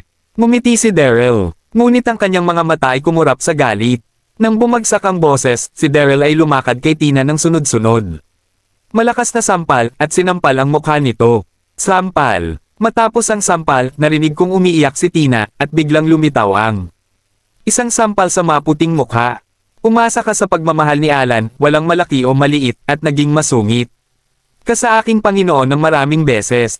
Ang sampal na ito ay para sa aking Panginoon na si Dayan. Malamig na sinabi ni Daryl. Kung sina Tina at Alan, si Dayan ay hindi makukulong sa kulungan, at sa wakas ay nakatakas kasama siya, at pagkatapos magamit ang magic rune sa oras na iyon, siya at Dayan ay nailipat sa iba't ibang mga lugar. Ngayong lumipas ang kalahating buwan, hindi ko alam kung ano ang nangyari sa Dayan at kung nasa panganib siya. Sa pag-iisip ng mga ito, napunta sa apoy si Daryl na hindi maipaliwanag. At lahat ng ito ay sanhi ni Tina at Alan. Kabanata 2925. Ang sampal na ito ay direktang sinampal si Tina, at tumagal ng higit sa 10 segundo upang mag-react, at pagkatapos ay tinitigan si Daryl at sumigaw. Daryl, you dare to hit me. Hindi ka papakawalan ng master. Panipi. Ang Daryl na ito, na nagpapanggap na isang bagong alagad, ay maingat na walang mga kasama. Dahil mag-isa siya, wala siyang kinakatakutan. Pagkatapos ng lahat, ang kanyang Panginoon ngayon ay pinuno ng banal na sekta. Balikan mo ako, sumimangot si Daryl. Nang bumagsak ang boses, sinampal ulit ito ni Daryl. Para sa isang babaeng tulad mo na hindi alam ang taas ng mundo, tuturuan kita ng isang aralin para sa iyong Panginoon. Ang sampal na ito ay para sa aking sarili. Sa pihitan ng araw na iyon, pinilit mo akong lumaban sa lahat ng direksyon. Kalimutan mo ito. Ang mga mata ni Daryl ay kumislap ng mapanuya, ngunit ang galit sa kanyang puso ay hindi mapigilan. Pop! Lalo tuloy na galit si Daryl habang iniisip niya ito, at bago tumugon si Tina ay muli niya itong sinampal. Sa totoo lang, si Daryl ay bihirang gumawa ng kahit ano sa mga kababaihan. Ngunit si Tina sa harap niya ay talagang kinamumuhian. Matapos sampelan ng 3 beses sa isang hilera, lamambot ang mga bintini. Tina at halos mahulog siya sa lupa. Pakiramdam niya ay labis na napahiya sa kanyang puso, at halos sumabog ang apoy mula sa kanyang mga mata. Huminga ng malalim si Daryl at tiningnan ng mabuti si Tina, ang huling Sampal na ito ay para sa malawak na madla ng mga alagad ni Holy Sect. Ang iyong Panginoon ay naging pinuno mo. Nagpapanggap kang isang tigre at nagkakagulo ka sa pangkalahatang dambana, tama ba? Panipi, mahigpit na pagkagat ni Tina sa labi, halos umiiyak dahil sa galit. Nanginginig sa kanyang maisla na katawan, nagmumura, Daryl, ikaw ay isang kasuklam-suklam na kontrabida, ay sasamantalahin ang aking panloob na karamdaman sa kuryente at gawin ito. Ano ang tao, din isang bastardo lamang. Panipi, bilang isang malaking kapatid na babae, paano niya makaya ang labis na napahiya ni Daryl. Samantalahin ang iba. Huminga ng malalim si Daryl nang marinig ito, at malamig na tumingin kay Tina, nginisyan at kinutya, kapag pinilit mo akong lumaban sa bawat direksyon. Hindi mo rin sinamantala ang iba.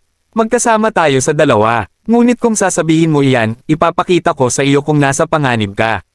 Nang bumagsak ang boses, lumakad si Daryl patungo kay Tina ng sunod-sunod na may mapulang mga mata. Nang makarating doon, hinailan niya ang mahabang palda niya. Sa isang iglap, ang mayabang na kurba ni Tina ay biglang tumambad sa hangin. Tumawag ka. Sa sandaling ito, kahit na nagngangalit si Daryl sa kanyang puso, nakatingin kay Tina sa harap niya, hindi pa rin makalayo ang kanyang mga mata, at hindi niya mapigil ang huminga ng palihim. Kailangan kong sabihin na bagaman ang na ito ay nakakainis, ang kanyang figure ay talagang perpekto, at ang mayabang na figure, ang sinumang lalaking nakakakita nito ay mababaliw dito. Ikaw, sa mga titig ni Daryl, hindi komportable si Tina, nanginginig ang kanyang maisla na katawan, at ang kanyang puso ay takot na takot. Hindi niya mapigil ang sumigaw, Daryl, manggahas ka na hawakan ako, hinding-hindi kita bibitawan. Panipi, kapag pinag-uusapan ito, ang katawan ni Tina ay hindi mapigilan ang panginginig, at ang panloob na lakas ng kanyang dantian ay naging mas hindi maayos. At umalis, ang sakit ay simpleng hindi maaga. Huwag mo akong pakawalin. Tiningnan ni Daryl si Tina. At nang insulto, natatakot akong wala ka ng pagkakataong ito. Ang iyong panloob na lakas sa dantian ay ganap na hindi nasisunod, at nagsimula ka ng mag-retrograde sa mga meridian. Tama, tulad ng sinabi niya, ang tono ni Daryl ay unti-unting malamig, nakatingin kay Tina, kung hindi ito pinigilan sa oras, alam mo ba ang mga kahihinatnan? Panipi, ano ang bunga? Panipi, nagulat ang katawan ni Tina nang marinig niya ito, ang kanyang mukha ay labis na mapata, at malamig na pawis ang sumabog. Tama si Daryl, sa oras na ito malinaw na nadama na ang loob ng kanyang katawan ay nagsimula ng mag-retrograde sa mga meridian, at siya ay ganap na wala sa kanyang kontrol. Sa isang hindi maipaliwanag na gulat, naisip ni Tina ang tatlong Hushengs. Ngayon lamang, at ang kanyang mga ngipin ay nakikiliti ng puot. Ang tatlong mga bastard na ito ay gumawa ng isang 7 lynch na damo na hindi ganap na hinog upang patayin ako. Humarap kay Daryl sa kanyang harapan, lalo pang kinabahan si Tina. Sadya niyang sinabi ang mga ito upang takutin ang kanyang sarili, ano ang gagawin niya sa lupa. Kabanata 2926. Palihim itong binubulungan ni Tina, lumakad si Daryl sa malambot na sopa sa gilid, umupo ng walang pahinga, at sinabi, sa loob ng kalahating oras, kung ang iyong sitwasyon ay hindi mapigilan, mapupunta ka sa mga kaguluhan, at ikaw ay natap sa akin, kaya pagkatapos ng pagkakaroon ng mga kaguluhan, masisira ang iyong mga meridian at mamamatay ka. Panipi, syempre, sa iyong sitwasyon, malulutas ko ito, nakasalalay dito. Ang ugali mo, Panipi, kapag sinasabi ito, tiningnan siya ni Daryl nang nakangiti, mas nanunuyaang mga mata. Ano? Narinig ito, ang katawan ni Tina ay yumanig ang kanyang katawan, ang kanyang isip ay buzzed, at siya ay ganap na hanggal. Kamatayan dahil sa sirang mga meridian. Masyadong kawawa. Ano ang gusto mo? Pinilit ni Tina na huminahon at tinanong si Daryl. Si Tina ay hindi tanga, alam niya na sadyang sinabi ito ni Daryl upang magpakaba, at lumusot siya sa Saint Sect na nag-iisa, dapat mayroong ilang layunin. Pinisil ni Daryl ang ngiti, napakasimple nito, tatanungin mo na kita ng ilang mga katanungan, at kailangan mong sagutin ang mga ito ng totoo. Okay, itanong mo. Mahigpit na kinagat ni Tina ang labi at tumugon. Sa totoo lang, ayaw ni Tina na makipagkompromiso kay Daryl, ngunit walang paraan. Masyadong malungkot na mamatay sa mga sirang meridian, at nais niyang mabuhay ng maayos. Una, paano nakaupo ang iyong Panginoon sa ulo? Magaan na tanong ni Daryl. Ito, si Tina ay nag-isip-isip, at bamulong, hindi ako masyadong malinaw. Sinabi, ng master na sa oras na iyon, ang headmaster ay nakilala siya ng nag-iisa sa lihim. Nasilid na sinasabi na pupunta siya sa ilusyon na lupain, ngunit ang banal na sekta hindi mabubuhay kung wala ito. Lord, hayaan mo siyang pangasiwaan. Panipi, hindi nagsinungaling si Tina, talagang hindi niya alam ang sitwasyon noong panahong iyon. Haha, narinig ito, hindi mapigilan ni Daryl na mapangutya, si Alan ay isang kontrabida na nakalimutan ang kanyang sariling kapalaran. Paano siya magiging karapat-dapat na maging pinuno? Si Ludongbin ay palaging nalilito, o mayroon siyang iba pang mga lihim. Ikaw, inis na sinabi ni Tina na sinabi na hindi ito master, ngunit sa pag-iisip ng sitwasyon sa harap niya, mahirap itong tanggihan. Tumawag ka. Sa oras na ito, huminga ng malalim at patuloy na tanong ko sa iyo, ay ang aking Panginoon, bakit itinabi sa isang malaking kulungan na nais gawin ng mga ulap na Alan? Palihim na nagmura si Daryl, malungkot ang kanyang ekspresyon, nahulaan niya. Mismo kanina, at si Alan ay naghihiganti sa kanyang personal na paghihiganti. Pinag-uusapan nito, alam ni Alan ang mga hinaing sa pagitan ng Lucky Golden Altar at Shingmo Altar, ngunit sa oras na ito, narinig na sinabi ni Tina, mayroon pa ring hindi maipaliwanag na apoy sa kanyang puso. Nang makita na napakapangit ng mukha ni Daryl, nagpanik si Tina, at nagmakaawa sa isang mahinang tinig. Daryl, nasabi ko na ang lahat ng hiniling mo. Tinulungan mo ako. Ano ang dali? Daryl chuckled lightly, tumingin kay Tina at sinabi, may isang huling katanungan, nasaan ang sobrang ilusyon? Ang masyadong ilusyon. Narinig ito, nanginginig ang puso ni Tina, at nanginginig ang kanyang boses. Ano ang hinihiling mo para rito? Huwag kang magsalita ng walang kabuluhan, magbalik ka sa akin. Malamig na, sinabi ni Daryl. Nagatubili si Tina sa kanyang puso. Masyadong ilusyon ay nasa universe. Gord, ang kayamanan ng bayan ng Saint Sect, kahit ang ilang mga disipulo ay hindi. Alam kung paano sasabihin kay Daryl. Sa pag-iisip ng kanyang sariling sitwasyon, si Tina ay talagang walang magawa, at marahang sinabi, ang To Unreal Realm ay wala sa ipinagbabawal na lugar. Ngunit sa Universe Board, pagkatapos ay ipinaliwanag niya ang sitwasyon ng Universe Board. Kabanata 2927 Chenkon Board. Natigilan si Daryl, saka biglang napagtanto. Lumalabas na ito ang kaso. Hindi katakataka na hindi ko mahanap ang pasukan. Dati, sa pag-iisip tungkol dito, tinitigan ni Daryl si Tina ng malapitan, kumusta naman ang Universe Board? Nasa master mo ba ito? Tumanggo si Tina. Alam ito, nagpakita ng ngiti si Daryl, lumakad, in-unlock ang mga point ng acupuncture para kay Tina, at sabay na pinatakbo ang panloob na puwersa upang matulungan si Tina na patatagin ang magulong dantian panloob na puwersa. Matapos gawin ito, tumingin si Daryl kay Tina at sinabi bawat salita, ang iyong sitwasyon ay pansamantalang pinigilan, ngunit pagkatapos ng 3 oras, babalik ito. Sa loob ng 3 oras na ito, tutulungan mo akong kunin ang Universe Board at kunin ito. Kapag dumating ka sa Universe Board, tutulungan kitang tuluyang matanggal ang mga nakatagong panganib. Huwag isipin ito, hilingin sa Alan na tulungan ka. Kabilang sa mga panloob na puwersa na pinipigilan ng iyong dantian, mayroong aking puting white lily cold fire. Hindi ito malulutas ni Alan. Kaya, ang buhay mo ay nandyan pa rin. Mayroon ako. Maunawaan, panipi, seryoso, sa lakas ni Daryl sa oras na ito, ang pakikitungo kay Alan ay hindi isang problema sa lahat, ngunit alang-alang sa kaligtasan mas mabuti na hayaan mong tulungan si Tina. Pagkatapos ng lahat, siya ang paboritong mag-aaral ni Alan. Sa kanyang tulong, makakakuha siya ng 2 beses sa resulta sa kalahati ng pagsisikap, at maaaring hindi kailanman naisip ni Alan na ang kanyang baguhan ay makakatulong sa mga tagalabas na makitungo sa kanya. Sa sandaling ito, mahigpit na kinagat ni Tina ang labi, nagulo ang kanyang panloob na lakas. Ang pagtulong kay Daryl na kunin ang Universe Board, tiyak na hindi siya bibitawan ni Master. Alam mo, ang Universe Board ay ang kayamanan ng Saint Sect. Nang makita siyang nag-aalangan, malamig na sinabi ni Daryl, bakit? Ayaw. Hindi ko masabi, hindi ka takot sa kamatayan. Kung ganito, aalis ako. Huwag. Pagkatapos ng 2 hakbang, si Tina ay nagmamadaling sumigaw at bumulong. Tutulungan kita. Si Tina sa oras na ito ay halos umiiyak. Kung hindi ka sumasang-ayon, maaari mo lamang isama si Daryl sa sarili mo. Nilig si Tina nang maisip niyang makalipas ang 3 oras, ang mga meridian niya ay masisira at mamamatay. Halika na. Pagkakita ng kanyang pangako, ngumiti si Daryl at pagkatapos ay umalis sa patio kasama si Tina at naglakad patungo sa pahingahan ni Alan.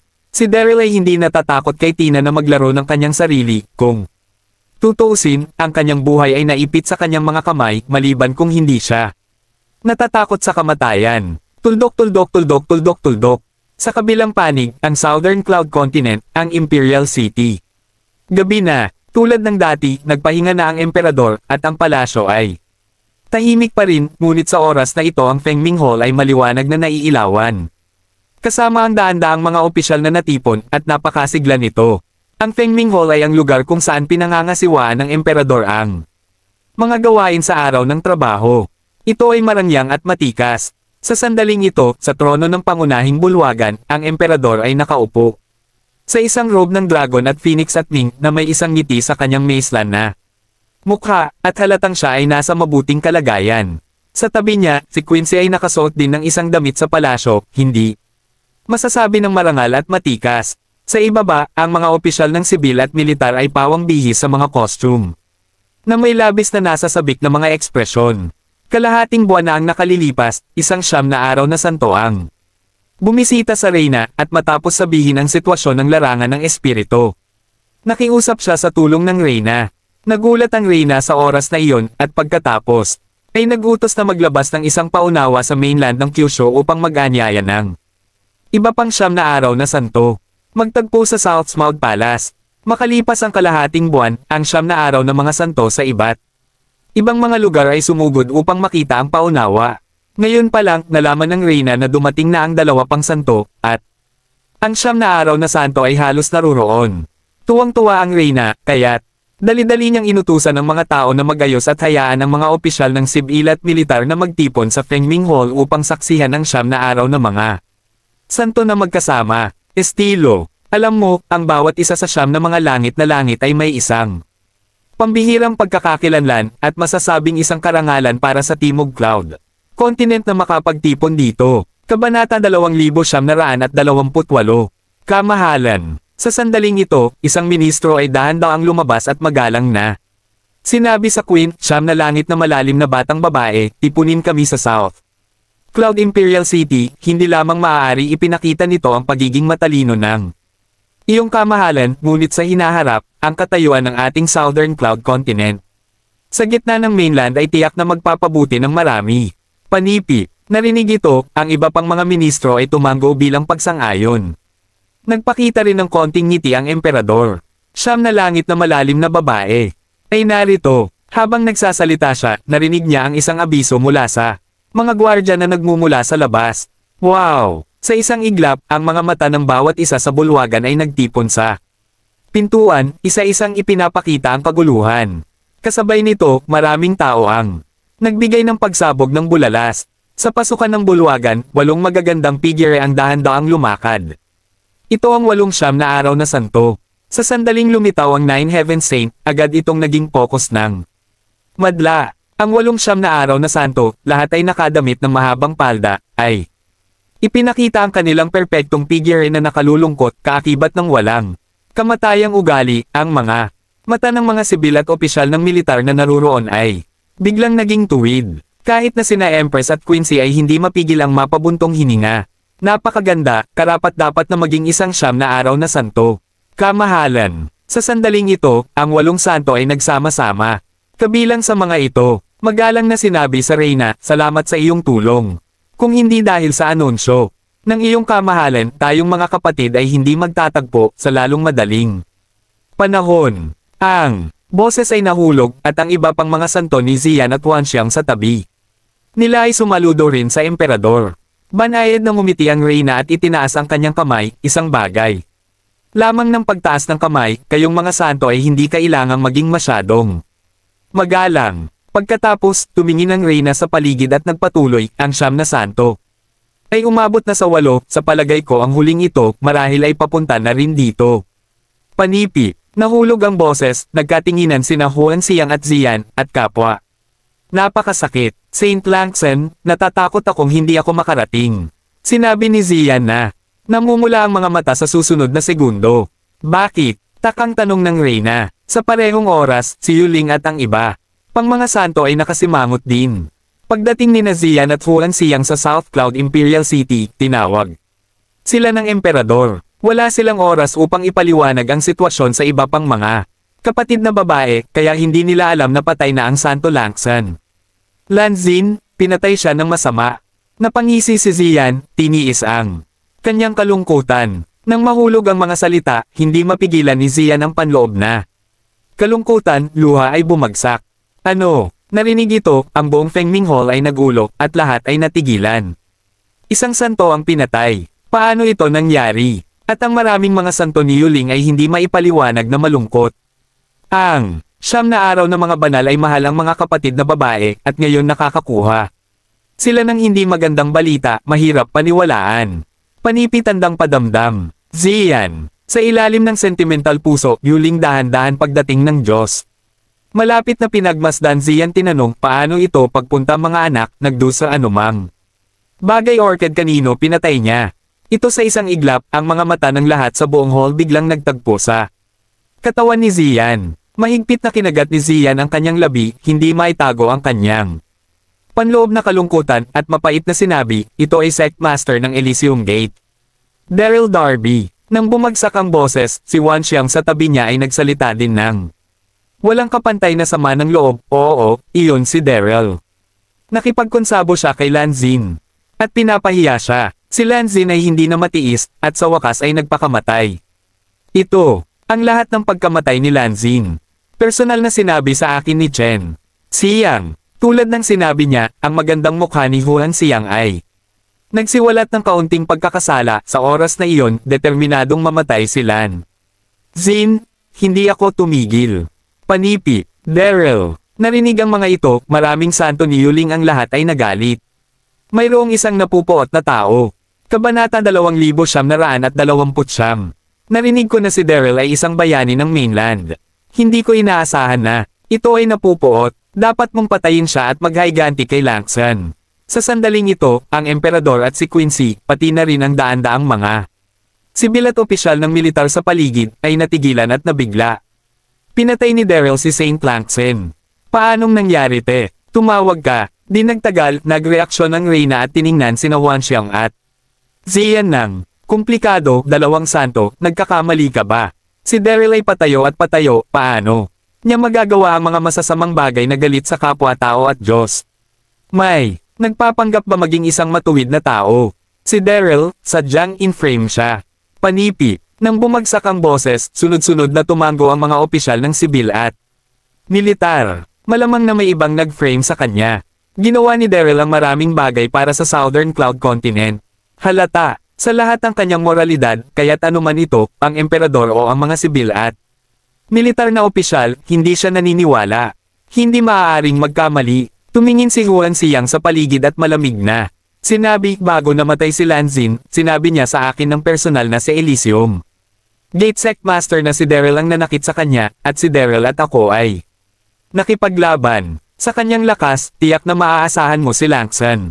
Panipi. Matapos bumagsak ang mga salita, sumulong si Zian at kinumpirma, siguro. Si Daryl ay isang bayani sa iyong puso, ngunit lahat kayo ay naloko niya. Hindi lang ikaw, ngunit halos ako ay nalinlang sa oras na iyon. Panipi. Sa totoo lang, iniligtas ko siya dati. Pagdating dito, tinuro ni Zian si Quincy, nang iligtas ko si Daryl, ang panganay na prinsesa na ito ay naruroon din at maaaring magpatotoo. Ang katawan ni Quincy ay umiling at tumango, oo, lahat tayo ay nahuli ni Jack noong panahong iyon. Nais ni Daryl na iligtas kami, ngunit maraming tao si Jack. Pagkatapos ay nagpakita ka at inalis mo si Daryl. Nang sinabi niya ito, labis na naguluhan si Quincy. Tulad ng emperador, hindi siya naniniwala na papatayin ni Daryl si Saint Langsen. Tumango si Zian at nagpatuloy, matapos kong iligtas siya, dinala ko siya sa Heavenly Spirit Realm at pinayagan akong makabangon mula sa paglilinang. Akala ko, ang taong ito ay isang lalaki na tumayo sa lupa, ngunit hindi niya inaasahan na ang kanyang ang pag-uugali ay labis na kasuklam-suklam na umaasa siya kay Lanzin. Sanhi siyang nagpakamatay. Panipi, ha! Nang bumagsak ang mga salitang ito, nagulo ang buong hall, at biglang sumabog ang daan-daang mga opisyal ng sibil at militar. Kinumpirma ng dalawang santo na ang bagay na ito ay hindi magiging totoo. Hindi inaasahan, si Daryl ay naging isang taong iyon, pinatay ang 9. Heaven Saints? Simpleng hindi matatagalan ito. Daryl, nanginginig ang maseselang katawan ni Quincy, mapait ang ngipin, at puno ng hiya ang kanyang maisla na mukha. Orihinal, ang Quincy ay hindi naniwala, ngunit sinabi ng dalawang santo.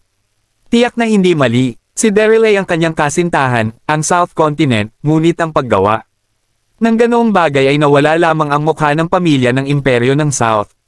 Ang emperor na nakaupo doon ay nakakunot ang kanyang mga kilay, lihim na pinag-iisipan ng isang bagay. Alam na alam ng Reyna si Daryl. Bagaman sinabi ni na Wanxiang at Zian, naramdaman nila na medyo kakaiba ang bagay na ito. Pagkatapos ng lahat, si Daryl at ang Jiushan Saint ay walang mga hinaing. Bakit pinatay nila ang Langsan Saint? Tumawag ka. Sa wakas, nagreaksyon ang Reyna, tumingin kay Wanxiang at sa iba pang mga santo, at marahang sinabi, kaya, magpapadala ako kaagad ng isang tao upang hanapin si Daryl at dalhin siya sa Southern Cloud Continent upang harapin ka. Kung may ganoong bagay, ang aking Southern Cloud Continent ay hindi kailanman tiisin ito. Panipi. Nang sabihin niya ito, mukhang seryoso ang Reyna, ngunit ang puso niya ay sobrang komplikado. Hindi pa rin siya naniniwala na gagawa si Daryl ng ganoong bagay. Ang tanging paraan lamang ay upang pahintulutan si Daryl na lumitaw, at ang dalawang banal na sina Wanxiang at Zian ay humarap sa kanila. Kung sa bagay, si Daryl ay manugang ng Southern Cloud Continent, at ang bagay na ito ay hindi dapat gaanong gagaan. Nang marinig ito, sina Wanxiang at Zian ay napatingin sa isa't isa at sunod-sunod na tumango. Ate! Sa sandaling ito, si Quincy ay sumulong at sinabi sa Reyna, hinahanap si Daryl, iwan mo na lang sa akin. Bilang karagdagan, kapatid, mangyaring ipahayag ang isa pang bagay. Ano ang problema? Mahinang sabi. Quincy side lihim, ang kanyang magandang mukha, nang walang slightest pagbabago, kanselahin ang aking pagtawag ng pansin sa Daryl. Kabanata 2930. Ano? Narinig ito, nagulo ang mga nakapaligid na opisyal ng sibil at militar. Pati ang emperador ay nanginginig, iniisip na mali ang narinig niya. Malalagot na ni ate ang kasunduan sa kasal. Hindi ba kalokohan ito? Bagaman sinabi ng dalawang santo na si Daryl ay santo pa rin ng Langsen, sinabi nila na wala silang batayan, at ang bagay na ito ay hindi na kumpirma. Bakit nila sinira ang kanilang kasunduan sa kasal kasama si Daryl? Dahil sa insidenteng ito, ate. Pagkalipas ng ilang segundo, nag-react ang emperador at matigang kinumbinsi siya, huwag kang maging mapusok, hindi mo basta-basta makakapagtigil sa kasal bago lumitaw ang mga bagay. Ang kontrata sa kasal ni Daryl at kapatid ay kilala sa lahat ng mainland. Kung siya ay mabilis na magretiro sa ganitong paraan, tiyak na siya ay tawa ng mundo. Ate, mahigpit na kinagat ni Quincy ang kanyang mga labi, medyo balisa, sa ngayon ay bahagya ka pa rin kay Daryl. Ang taong ito ay isang matapang na bastard. Ilang oras na ang nakalilipas, nilapastangan niya si Changer, Empress at gumawa ng abala laban kay North Mona Emperor. Lungsod, kumalat ang buong mainland. Panipi, kahit ang mga bagay na ito, naka-frame siya. Ngunit, ang dalawang santo sa harap ko ay nakumpirma, magkakaroon ba ng peking? Panipi, gayunpaman, kahit na mamatay ako, hindi ko nais kung makasama ito. Wala itong magawa. Nang sinabi niya ito, nasabik si Quincy. Sa pagsasalita nito, ang kanyang kontrata sa kasal kay Daryl ay medyo dramatiko sa oras na iyon. Sa oras na iyon, dahil sa hari reputasyon at ang pressure ng Reyna, kinailangan niyang sumang-ayon. Kahit nakalaunan, ang kanyang pananaw kay Daryl ay medyo nagbago, ngunit sa oras na ito, narinig ang mga paratang ng dalawang santo, ang pabor ni Quincy kay Daryl ay biglang nawala. Ang isang taong tulad ni Daryl ay naglakas loob na patayin ang Shenteng langit na siyam, at upang maging kasintahan niya ay mapanghamak sa sarili. Ito, narinig ito, kinagat ng Reyna ang labi nito, nagpupumigla sa kanyang puso. Alam niya na ang kanyang kapatid na babae ay may isang matigas ang ulo. Pagkatao, at ito ay mahirap na baguhin kapag ang isang desisyon ay nagawa. Gayunpaman, ang bagay na ito ay may kinalaman sa reputasyon ng pamilya ng imperyo ng South. At talagang mahirap pumili. Sa pag-iisip tungkol dito, mahina ang sinabi ng Reyna, ate, iniisip mo ulit. Ito, pagkasabi lang niya ng ilang salita, ginambala siya ni Quincy, at ang magandang mukha ay puno ng pagpapasya, hindi ko iniisip ito. Mas gugustuhin kong mamatay kaysa pakasalan siya. Kung pipilitin mo ulit ako, nasa harapan mo ako. Panipi, matapos bumagsak ang boses, iginuhit ni Quincy ang kanyang mahabang espada at inilagay ito diretso sa kanyang puting leeg. Wow! Nang makita ang eksenang ito, ang daan-daang mga sibil at opisyal ng militar na naruroon ay pawang nagulat. Okay, okay. Tuldok-tuldok-tuldok panipi. Kasabay nito, ang emperador ay nanginginig at mabilis na hinimok. Ipinapangako ko sa iyo iyan, huwag kang gumawa ng mga kabobohan. Bagaman ang tigas ng ulo ni Quincy, galit na galit ang emperador. Ngunit, pagkatapos ng lahat, siya ay kanyang sariling kapatid na babae. Sa susunod na segundo, ang emperador ay tumingin sa paligid at huminga ng maluwag na inihayag, ipinapasa ko ang aking kalooban, kanselahin ang kontrata ng kasal sa pagitan ng panganay na prinsesa at Daryl, at ipahayag ito sa mundo. Nang marinig ito, lahat ang mga sibil at opisyal ng militar sa bulwagan ay lahat sila ay nagkatinginan, ngunit sabay pa rin na tumugon. Lahat ng mga santo. Sa oras na ito, sinabi ni Quincy sa mga santo ng Wanxiang, huwag mag-alala. Siguradong mahuhuli ko si Daryl, at ibabalik ang mga santo ng Langsen upang maging patas. Pagkatapos nito, lumakad si Quincy diretso sa labas ng hall. Sa kabilang panig, sa pamumuno ni Tina, maingat na iniiwas ni Daryl ang mga alagad sa patrol at lumakad patungo sa lugar kung saan nagpapahinga si Alan. Bagaman si Tina ang paboritong alagad ni Alan, gabi na kung gabi. Kung nakita siya ng isang alagad sa patrol, tiyak na pukawin niya ang hinala, at mayroon ding nasa likuran si Daryl.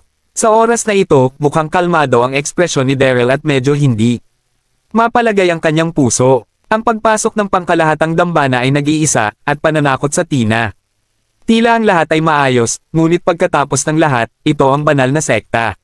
Maraming salamat po, mga kamaster. Paki-subscribe, and hit the notification bell para sa susunod nating kabanata.